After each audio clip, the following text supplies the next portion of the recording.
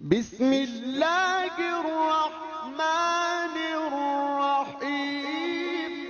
नामदहु व नसल्ली अला रसूलिहिल करीम अम्मा बाद फ़ाऊज़ु बिल्लाहि मिनश्शैतानिर्रजीम। बिस्मिल्लाहिर्रहमानिर्रहीम। मैं हूँ प्रोफेसर हकीम इसाक सुल्तान और अपने यूट्यूब चैनल से आपको खुशामदीद कहता हूँ।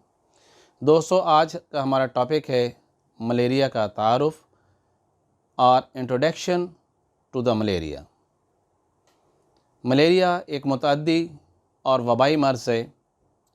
मुतअद्दी से हमारी मुराद ये है कि वो मर्ज़ जो एक इंसान से दूसरे इंसान तक फैलता है, और वबाई से मुराद ये है कि ये मर्ज़ एक वबा के सुर में फैलता है।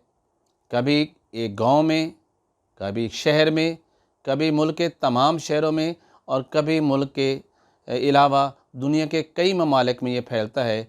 इसलिए इसे मुतअद्दी और वबाई मर्ज़ कहा जाता है। इसका काज जो है वो प्लाज्मोडियम है, और प्लाज्मोडियम प्रोटोज़ोआ पैरासाइट है। पैरासाइट ऐसे जानदार को कहा जाता है जो अपनी खुराक खुद नहीं बनाता, बल्कि अपने होस्ट से अपने ग़िज़ा को हासिल करता है। पहले ये कहा जाता था शुरू के अंदर कि मलेरिया जो है जब बारिशें ख़त्म हो जाती हैं, जैसे अभी हम पाकिस्तान के अंदर बारिशें जो है नवंबर में ख़त्म हुई हैं और अभी अक्टूबर का महीना आया है, तो क्या होता है कि जब बारिशें होती हैं तो नदी नाले और तालाबों के अंदर जो है पानी भर जाता है, और पानी का निकास जब नहीं होता तो उसके बाद इसके अंदर सड़ांध पैदा हो जाती है, और वो सड़ांध जो है जिसकी वजह से हवा जो है वो ख़राब हो जाती है।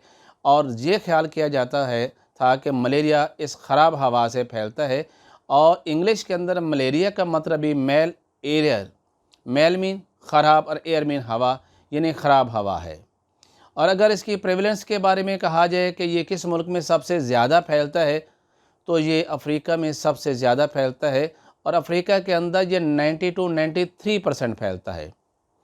जिन साइंटिस्ट ने इसके ऊपर सबसे ज़्यादा काम किया, इसके ऊपर ज़्यादा तहकीक की, उनमें से 3 जो साइंसदान हैं उनका नाम सबसे ज़्यादा सरफ़हरिस्त है। सबसे पहले 1880 के अंदर जो है साइंसदान चार्ल्स लेवरॉड ने कहा कि ये मलेरिया जो है वो प्लाज्मोडियम से फैलता है। इसके बाद दूसरी बात जो 1917 के अंदर एक और साइंसदान जो हैं लेनार्ड रॉस जो हैं वो मलेरिया के ऊपर तहकीक कर रहे थे, तो उन्होंने मलेरिया यानी प्लाज्मोडियम को कहा कि इस प्लाज्मोडियम और मादा मच्छर एनाफिलिस के दरमियान जो है वो एक ख़ास ताल्लुक़ है, बल्कि उन्होंने कहा कि एनाफिलिस जो है वो दरअसल प्लाज्मोडियम का वेक्टर है। वेक्टर से हमारी मुराद ये होती है कि बीमारी फैलाने वाला मवाद, चाहे वो वायरस हो, वो बैक्टीरिया हो, वो फंजाई हो, वो कुछ भी जरस कुछ भी हो, वो किसी भी दूसरी चीज़ के ज़रिए यानी किसी जानवर, परिंदे या किसी इंसेक्ट से फैले तो हम उसको वेक्टर कहते हैं। लेकिन मलेरिया के प्लाज्मोडियम को एक इंसान से दूसरे इंसान तक पहुंचाने में वाला जो वेक्टर है वो मादा मच्छर एनाफिलिस है। हम अगर देखें तो मच्छर जो है यानी प्लाज्मोडियम जो है, इसकी पहले तो 4 अक़साम बताई जाती थी, लेकिन साबका चंद सालों के अंदर एक इसकी 5वीं किस्म भी जो है वो बयान की गई है, यानी उसको भी दरियाफ्त किया गया है। वो 4 अक़साम जो पहले थी उसमें यह है प्लाज्मोडियम वायरेक्स, नंबर 2 है प्लाज्मोडियम ओवेल, नंबर 3 प्लाज्मोडियम फैल्सीपोरम और प्लाज्मोडियम मलेरी। और जो चंद साल पहले इसकी जो किस्म है वो जो दरियाफ्त की गई है और उसे कहते हैं नोएल्सी। ये प्लाज्मोडियम वायरेक्स जो है ये एशिया, साउथ अमेरिका और अफ्रीका के अंदर पाया जाता है। और प्लाज्मोडियम ओवेल जो है ये लेस यानी ये ज़िंदगी के लिए ख़तरा नहीं है, यानी इससे ज़िंदगी ख़त्म नहीं होती, इंसान बीमार होता है और रिकवर कर जाता है। और ये ज़्यादातर जो है वो अमेरिका और अफ्रीका के अंदर पाई जाती है। लेकिन जो सबसे ख़तरनाक इसकी जो प्लाज्मोडियम की जो इसकी किस्म है वो है फैल्सीपोरम। इसको हम कहते हैं ये जानलेवा प्लाज्मोडियम है, जिस शख्स को भी होता है उसे वो ख़त्म कर देता है। अगर ऐसे प्लाज्मोडियम जिसे हम फैल्सीपोरम कह रहे हैं, इसे सेरिबलम मलेरिया भी कहते हैं। और अक्सर आप लोगों ने सुना होगा कि गांव के अंदर ये लोगों को मलेरिया हुआ और जिसको वो मलेरिया हुआ है वो मरता जा रहा है। तो दरअसल उन लोगों को जो मलेरिया होता है वो फैलसीपोरम होता है, क्योंकि ये मैलिग्नेंट मलेरिया होता है। इससे दिमाग की जो नालियाँ होती हैं उसके अंदर सोजिश वाक़ हो जाती है, दिमाग के अंदर सिरसाम वाक़ हो जाती है, मेनिंजाइटिस हो जाता है, जिसकी वजह से मरीज़ जो है वो चंद ही दिनों के अंदर मर जाता है। प्लाज्मोडियम मलेरियाई जो है ये बरसग़ीर पाक व हिंद के अंदर नहीं पाया जाता, बल्कि ये इसके अलावा बाकी तमाम ममालिक के अंदर पाया जाता है। और ये जो प्लाज्मोडियम नोएल्सी है ये सिर्फ़ और सिर्फ जो है ये मलेशिया के अंदर पाया जाता है। अब अगर मैं इसके इनक्यूबेशन पीरियड की बात करूँ तो चूँकि ये मलेरिया की स्पीशीज़ भी मुख्तलिफ़ हैं, इसकी अक़साम मुख्तलिफ़ हैं, तो इनका इनक्यूबेशन पीरियड जो है वो भी मुख्तलिफ़ है। ये आमतौर पर 1 हफ़्ते से लेकर यानी 7 दिन से लेकर 1 साल भी होता है। अब लेकिन आम तौर पर अगर ये देखा जाए तो तकरीबन ये 7 दिन से 21 दिन के अंदर इनका इनक्यूबेशन पीरियड मुकम्मल हो जाता है। इनक्यूबेशन पीरियड से मुराद ये होता है कि जिस वक़्त प्लाज्मोडियम आपके जिस्म में दाखिल होता है वो अपनी तादाद को बढ़ाता है और वो अलामात जो ज़ाहिर करता है, यानी सर्दी लगना, बुखार होना, पसीना आना, ये जब अलामात होती हैं तो इसको प्लाज्मोडियम को जिस्म में दाखिल होने और ये अलामात पैदा होने के दरमियान जो टाइम पीरियड है इसे दोस्तों इनक्यूबेशन पीरियड कहा जाता है। और जो 1 साल का होता है उसकी भी मैं आपको वज़ाहत ये कर दूं कि जिस वक्त प्लाज्मोडियम इंसानी जिस्म में दाखिल होता है ये तो उस वक़्त वो सीधा इंसान के जिगर में जाता है और वहाँ पर जो दूसरी स्टेज वो स्टार्ट कर लेता है। लेकिन कभी कभार ऐसा भी होता है ये प्लाज्मोडियम जिसको हम कहते हैं स्पोरोज़ोइट, जब ये इंसानी जिस्म में दाखिल होता है तो जिगर के खुलियात में चला जाता है। तो जिगर के खुलियात की इम्यूनिटी चूँकि ज़्यादा होती है उस वक़्त वो इंसान जो है उसके अंदर इसको पनपने का जो है इसको अपनी तादाद बढ़ाने का मौका नहीं मिल पाता और इसलिए वो खामोशी से जिगर के खुलियात के अंदर ये स्पोरोज़ोइट जो है वो पड़ा रहता है और वो अपनी आगे तादाद को नहीं बढ़ाता। इसलिए ये 1 साल बाद जब कभी इन या इस वक्फे दौरान जो है इंसान के जिगर की इम्यूनिटी यानी क़ुव्वत मुदाफ़त कम होती है तो फिर ये अपनी तादाद को बढ़ाना शुरू करता है। इसलिए बाज़ का ये देखा गया है कि मलेरिया का या प्लाज्मोडियम का इनक्यूबेशन पीरियड ये वो 1 साल तक भी होता है। अगर इंसान को आज मलेरिया ने काटा है तो 1 साल बाद इसका यानी बुखार, सर्दी और पसीना आने की जो अलामात हैं वो हो सकती हैं। लेकिन आम तौर पर इसके बारे में जो इनक्यूबेशन पीरियड है वो 7 दिन से 21 दिन तक होता है। मलेरिया मच्छर जो इंसान को काटता है और वो इंसान को खून पीता है तो ये मादा मच्छर की ख़िज़ा नहीं बनता, बल्कि इस खून के अंदर जो हमारे इंसान को जिस्म से ये खून चूसता है उसके अंदर जो है प्रोटीन्स, अमीनो एसिड जो हैं वो अंडे बनाने में इस्तेमाल हो जाते हैं मच्छर के, मादा मच्छर के। इसलिए हम ये कह सकते हैं कि मादा मच्छर जो है वो पैरासाइट नहीं है, बल्कि ये एक अलग सा चीज़ है। क्योंकि इसलिए पैरासाइट नहीं है क्योंकि ये ख़िज़ा होस्ट से नहीं ले रहा। प्लाज्मोडियम जो है वो डाइजेनेटिक है। उसकी वजह ये है कि ऐसे जानदार जिनकी ज़िंदगी की जो है 2 होस्ट पर गुजरती है उसे डाइजेनेटिक कहते हैं। अब इसमें जिस पर इसका पहला फेज़ गुजरता है यानी ज़िंदगी का पहला दौर जिस होस्ट पे गुजरता है उसे हम कहते हैं प्राइमरी होस्ट, और जिस जो होस्ट पर इसका जो दूसरा जो है वो ज़िंदगी का ये साइकिल जो है वो गुजरता है तो हम उसे कहते हैं सेकेंडरी होस्ट। अब ये डिसाइड करना कि प्राइमरी होस्ट कौन सा है और सेकेंडरी होस्ट कौन सा है तो ये बड़ा आसान सा है दोस्तों।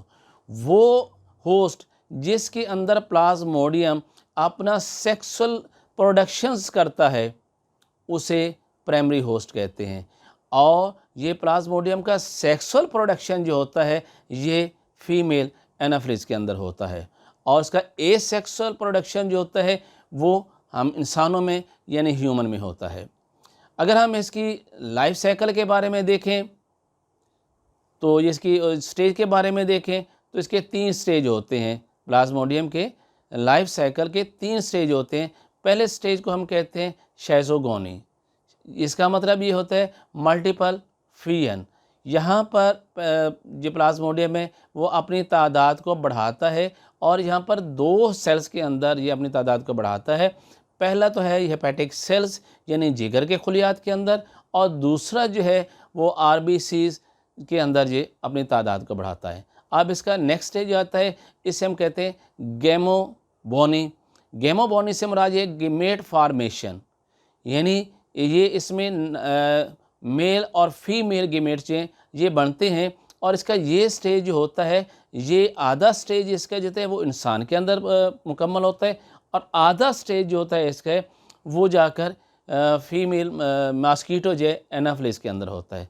और तीसरे फेज़ को कहते हैं हम स्पोरोगोनी। स्पोरोगोनी से मुराद ये स्पोर्स फार्मेशन, ये और ये जो स्टेज होती है ये सारे का सारा जो है वो मादा मच्छर एनाफिलिस के अंदर ही ये मुकम्मल होता है। तो इस तरह हम ये कह सकते हैं कि शैज़ोगोनी जो स्टेज है वो सिर्फ जो है वो इंसान के अंदर मुकम्मल होती है, और दूसरा जो है गैमोगोनी जो है वो आधा तो इंसान के अंदर मुकम्मल होता है और आधा मच्छर के अंदर मुकम्मल होता है। और जो स्पोरोगोनी जो है वो सारे का सारा स्टेज जो है वो मच्छर के अंदर मुकम्मल होता है।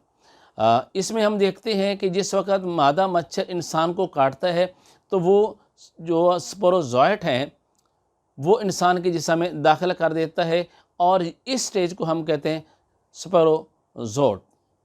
और यहाँ पर जो फिर दूसरी स्टेज, जब ये स्पोर जो हैं इंसानी जिस्म में दाखिल होते हैं तो वो सीधा जिगर के अंदर चले जाते हैं, और वहाँ पर जाकर ये स्पोरोज़ोइट जो हैं वो शैज़ोट के अंदर जो है वो तब्दील हो जाते हैं। तो दोस्तों ये शैज़ोट जो है ये बेसिकली स्पोरोज़ोइट की किस्म है, वैसे ही है।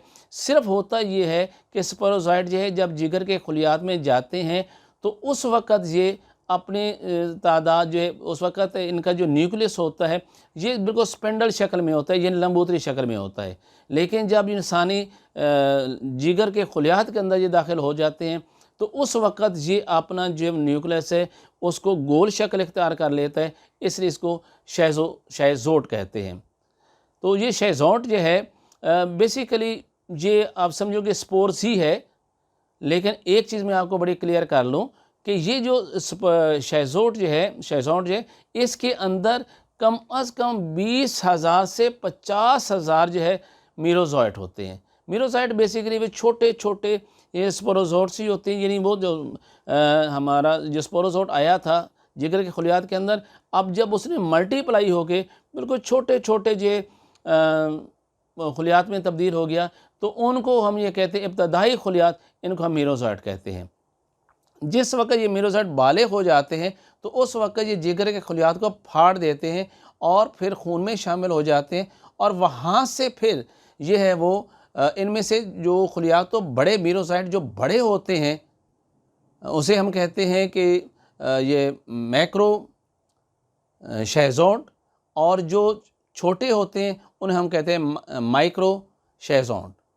अब ये जो मैक्रो शैज़ोट है ये तो दोबारा फिर जिगर के खुलियात के ऊपर ही अटैक करते हैं, क्योंकि ये इतने बड़े होते हैं कि आरबीसीज़ में दाखिल ही नहीं हो सकते, और जो मैक्रो शैज़ोट हैं वो आरबीसीज़ के अंदर दाखिल हो जाते हैं और फिर उसी तरह अपनी जो है तादाद को बढ़ाते हैं और वहाँ जाकर ये गीमेट्स बनाते हैं।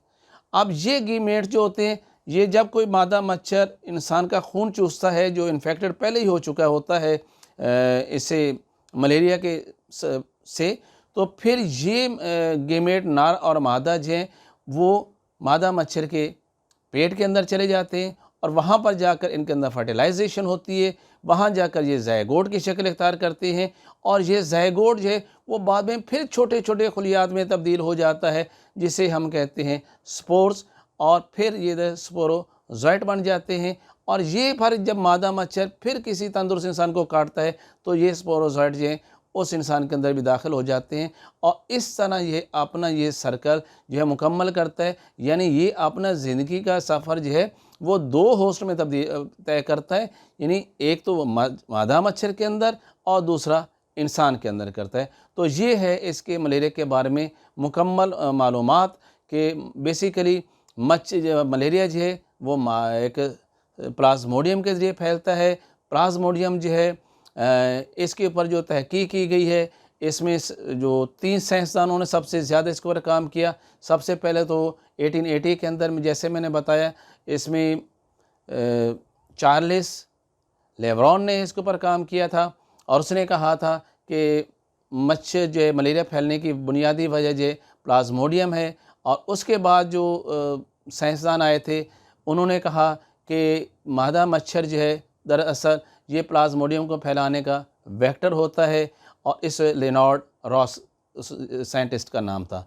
और उसके बाद जो सबसे ज़्यादा इस पर काम किया वो साइंसदान जो है वो ग्रॉसी था, जिसने का इसके लाइफ की जो मुख्तलिफ स्टेजेस होती हैं उसके ऊपर बड़ी तफसील से बात की थी। तो दोस्तों, ये जो प्लाज्मोडियम है, ये जब इंसान के जिस्म में जाता है तो उसके अंदर जो ये अलामात पैदा करता है वो ये है कि ये पहले तो ये है कि इंसान को सर्दी लगना शुरू हो जाती है, फिर इसको बुखार होता है और ये बुखार 106 तक भी जाता है, और फिर उसके बाद इसमें स्वेटिंग आती है और इसका बुखार उतर जाता है। तो इस तरीके से पहचान हो सकती है कि ये बुखार जो है वो प्लाज्मोडियम से फैला है। और इसकी तशख़ीस जब हम करते हैं कि शख्स को मलेरिया हो रहा है, तो उसको खून का सैंपल जो हम लेते हैं और उसके लिए हम कहते हैं कि आप इसे चेक करें कि इसका जो है मलेरिया पैरासाइट्स इसके खून में मौजूद हैं या नहीं। तो लैब टेस्ट से फिर हमें पता चल जाता है कि मलेरिया पैरासाइट्स इसमें मौजूद हैं, और फिर इसकी कौन सी स्पीशीज़ है। जैसे मैंने इसके बारे में 5 आपको पहले स्पीशीज़ बताई है, उनमें से जैसे मैंने कहा प्लाज्मोडियम वायरेक्स है, प्लाज्मोडियम ओवेल है, प्लाज्मोडियम फेरसिपोरम है, प्लाज्मोडियम मलेरी है और नो एल्सी प्लाज्मोडियम है। अब इसमें से अगर खुदा न खासा किसी शख्स को जो है वो प्लाज्मोडियम फेरसिपोरम हो जाता है तो उसकी डेथ यकीनी होती है, कि इसलिए इसको हम कहते हैं कि ये मैलिग्नेंट मलेरिया है। तो इंशाल्लाह नेक्स्ट जो हमारी वीडियो होगी उसमें बड़ी तफसील के साथ हम बताएंगे आपको कि life cycle of the Plasmodium, यानी प्लाज्मोडियम का जो है वो ज़िंदगी के जो मुख्तलिफ़ दर्जात हैं वो किस मराहल के अंदर अपनी ज़िंदगी को जो है गुजारता है, वो उसके ऊपर बहुत तफसील से बात होगी। और इंशाल्लाह नेक्स्ट वीडियो भी इसी के ऊपर बनाएंगे और आपको बड़ी तफसील से बताया जाएगा कि कौन से स्टेज के अंदर जो है इंसान के अंदर मलेरिया के जो सिम्टम्स हैं वो अपीयर होते हैं, और वो सिम्टम्स क्यों अपीयर होते हैं। ये सब जानने के लिए थोड़ा सा वेट करना पड़ेगा आपको मेरी नेक्स्ट वीडियो का।